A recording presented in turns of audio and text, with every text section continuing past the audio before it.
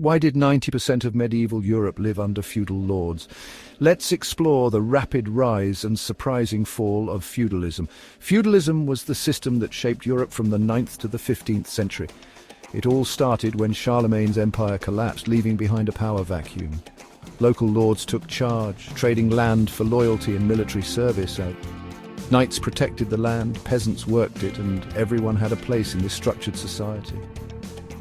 But why did it fall? Several reasons. First, the Crusades opened up new trade routes, boosting the economy and creating a merchant class.